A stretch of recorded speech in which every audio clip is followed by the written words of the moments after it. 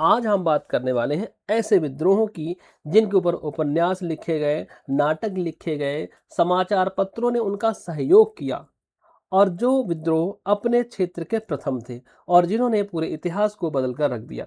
हम बात करने वाले हैं दो ऐसे विद्रोहों की जो अपने क्षेत्र में फैले हैं। जी हाँ, हम बात कर रहे हैं सन्यासी विद्रोह की और दूसरा विद्रोह कौन सा है? नील विद्रोह। और अगर हम बात करें कि सन्यासी विद्रोह है, उसके ऊपर क्या लिखा गया? आनंद मठ नामक उपन्यास लिखा गया, जिससे हमें वंदे मातरम मिला, जो कि आज हमारा राष्ट्रगीत है। और दूसरी बात करेंगे किसके? नील विद्रोह की, जिसके ऊपर क्या लिखा गया है? नाटक लिखा गया है नील दर्पण। कौन सा नाटक? नील दर्पण। तो चलिए स्टार्ट करते हैं। सबसे पहले हम देखेंगे सन्यासी विद्रोह के बारे में। तो सन्यासी विद्रोह जो है अपने, या मैं कहूँ कि ऑल ओवर अगर हम सारे विद्रोह को देख लें तो सबसे पहला विद्रोह माना जाता है कौन सा? सन्यासी विद्रोह। ठीक है, तो सन्यासी विद्रोह को समझते हैं। तो सन्यासी विद्रोह देखिए क्या है, अपने आप में पहला विद्रोह है। अच्छा, इसका क्षेत्र क्या है? तो इसका क्षेत्र कौन सा है? बंगाल है। आपको सन याद रखना है पेपर के लिए। 1763 में सन्यासी विद्रोह हुआ, स्टार्ट हुआ माना जाता है।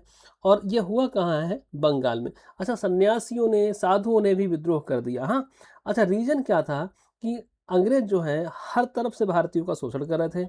अच्छा, इन्होंने तीर्थ यात्रा पर भी क्या लगा दिया? कर लगा दिया, जो कि लगा भारत वालों की ये हमारे धर्म में घुस रहे हैं। साथ में आर्थिक शोषण तो है ही एक मुद्दा। हाँ, तो इस कारण ये विद्रोह फैल गया, या मैं कहूँ कि स्टार्ट हो गया। इसके जो प्रमुख लीडर है वो कौन है? देवी चौधरानी है और भवानी पाठक। मैंने केवल दो ही नाम लिए, और भी हैं, लेकिन हम कह रहे हैं कि अगर आप आता है तो देवी चौधरानी आपकी सन्यासी विद्रोह से संबंधित है, और साथ में भवानी पाठक। हाँ, अच्छा, ये जो शुरुआत हुआ है ये विद्रोह, ये बंगाल में गिर संप्रदाय के लोगों ने क्या करा? स्टार्ट करा 1763 में। हाँ, अच्छा, ये जो विद्रोह है ना, इसको जो समर्थन मिला है वो मिला है शंकराचार्य के अनुयायियों के द्वारा। मतलब जो शंकराचार्य को फॉलोअर हैं, उन्होंने इस विद्रोह का क्या किया? समर्थन किया। और इस विद्रोह की एक खास बात यह है कि यहाँ पर हिंदू मुस्लिम एकता भी क्या मिली? देखने को मिली। हाँ, और साथ में यहाँ पर बड़े पैमाने पर गोरिल्ला युद्ध, गोरिल्ला युद्ध का मतलब छुप छुप कर जो है आपके आंदोलनकारियों ने, या मैं कहूँ विद्रोहियों ने क्या करा? अंग्रेजों पर हमला करा। तो याद रखना, भारत का पहला विद्रोह है कौन सा विद्रोह?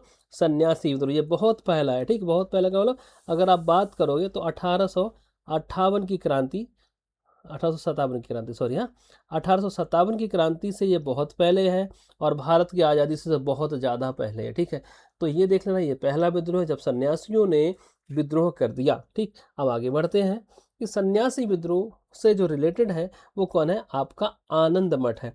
अच्छा, आनंद मठ जो उपन्यास है वो बंकिम चंद्र चट्टोपाध्याय का है। हाँ, बंकिम चंद्र चट्टोपाध्याय। ठीक, यह बंकिम चंद्र चटर्जी भी बोला जाता है।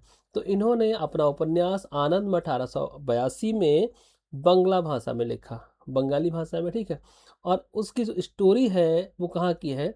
वो इसी सन्यासी विद्रोह की है। और इसी उपन्यास में इन्होंने वंदे मातरम लिखा था, जो बाद में हमारे भारत का राष्ट्रगीत बन गया। लेकिन अगर हम वंदे मातरम की स्टोरी समझे थोड़ी सी, तो एक सवाल तो यही बन जाता है कि आनंद मठ किसका उपन्यास है? तो भाई ये हो गया आपका बंकिम चंद्र चट्टोपाध्याय का। कौन सी भाषा में है? तो बंगला भाषा में। कब लिखा गया है, अगर छपा समझ लो 1882 में। ठीक है, अब बात करें कि वंदे मातरम कहाँ से लिया गया, तो भाई आनंद मठ से लिया गया है। अब वंदे मातरम कैसे कैसे हमारा राष्ट्रगीत बना, तो देखते हैं। तो इसकी जो धुन है वंदे मातरम की, वो यदुनाथ भट्टाचार्य ने क्या करी है? तैयार करी है। वंदे मातरम की धुन यदुनाथ भट्टाचार्य।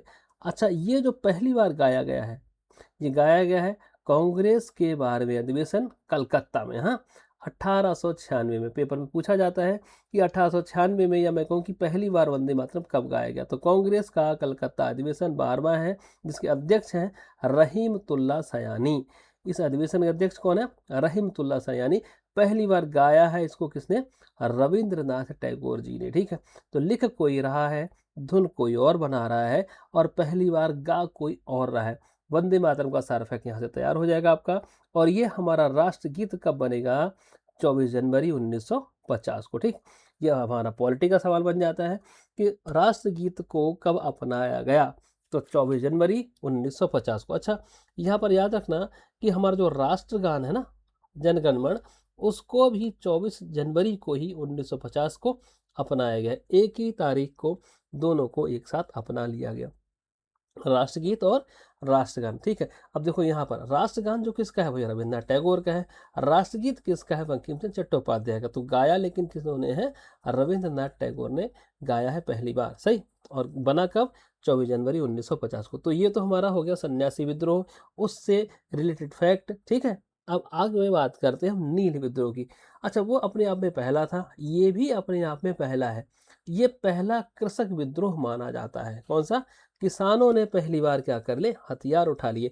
और याद रखना है बच्चों कि ये एक सफल विद्रोह है, ये सफल हो जाता है। ठीक है, और ये स्टार्ट हुआ है 1859 में। ठीक है, 1859 में। ये तारीख इसलिए कह रहा हूँ कि कुछ तारीख आपको याद करनी ही करनी है।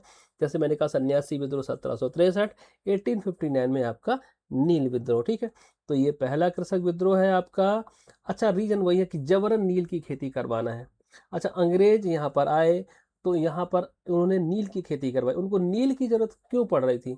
अच्छा, वहाँ पर इंग्लैंड में इस समय तक क्या हो गई थी, औद्योगिक क्रांति हो गई थी, और वहाँ पर मशीनें आ गई थी, और वो लोग क्या करते थे, कपड़ा बनाते थे। अब कपड़ा रंगने के लिए नील की जरूरत है, इसलिए भारत से जबरदस्ती नील की खेती करवा रहे हैं। ठीक है, तो इसकी स्टार्टिंग कब हुई है, 1859। बंगाल के, देखो वो भी बंगाल में, ये भी बंगाल में। तो बंगाल का नदिया जिले का गोविंदपुर गांव से ये विद्रोह क्या हो गया, स्टार्ट हो गया। इसके नेता अगर हम कहेंगे तो दो हैं, दिगंबर विश्वास और विष्णु विश्वास। ठीक, याद रखना है, दो नेता, दिगंबर विश्वास और विष्णु विश्वास का संबंध किससे है, आपका नील विद्रोह से। ठीक है, स्टार्टिंग हुई है 1859। ठीक, अच्छा, यहाँ पर आपको एक फैक्ट मिलेगा कि ददनी प्रथा क्या मतलब क्या है, या ददनी प्रथा संबंधित कैसे है। तो ददनी प्रथा एक ऐसी प्रथा थी कि आपको सपोज कुछ एडवांस दे दिया गया, कुछ पैसे जो मार्केट रेट से बहुत कम होगा, हाँ, और आपसे एक एग्रीमेंट लिखवा लिया जाएगा कि आप इस रेट में मेरा काम करोगे, कपड़े तैयार करके दोगे, नील की खेती करके दोगे।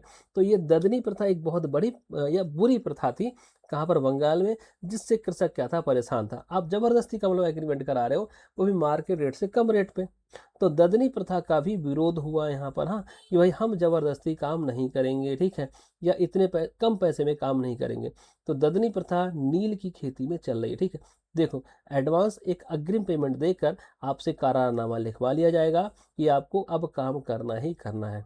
तो ये जो ददनी प्रथा है, ये शोषण का माध्यम बन गई, इसीलिए क्या हो गया, नील विद्रोह भी हो गया। ठीक है, तो नील विद्रोह, बंगाल, नदिया जिला, गोविंदपुर गांव, 1859। ठीक है, अब नील विद्रोह जो है उसका समर्थन किसने किया। देखो, मैंने कहा था ना शुरुआत में वीडियो की कि उससे उससे तो एक उपन्यास लिख गया आनंद, तो इस पर एक नाटक लिख जाएगा, और वो है नाटक कौन सा, नील दर्पण। तो नील दर्पण नाटक में दीनबंधु ने इस आंदोलन के, या मैं कहूँ कि नील के खेती के जो किसानों का जो दुख है उसका वर्णन किया है। तो नील दर्पण किसका नाटक है भाई, दीनबंधु का। ठीक, किसका, दीनबंधु का। और एक और व्यक्ति है हरीश चंद्र मुखर्जी, तो उन्होंने द हिंदू पैट्रियट, एक समाचार पत्र है, उसके माध्यम से इस नील विद्रोह का क्या करा, समर्थन करा। ठीक है, किसने, हरीश चंद्र मुखर्जी। और जब टाइम हुआ 1860, देखो 59 से 60। ठीक, तो एक नील आयोग आया, इंडिगो कमीशन। अच्छा, इंडिगो आपका, ये आपका विद्रोह भी है, हाँ? तो नील आयोग आया, इसका पेपर में पूछ रखा है कि कब आया, साथ में इसका अध्यक्ष कौन था। तो WS सीटोनकर इसका क्या है, अध्यक्ष है। तो इसने क्या करा, समर्थन करा किसानों का।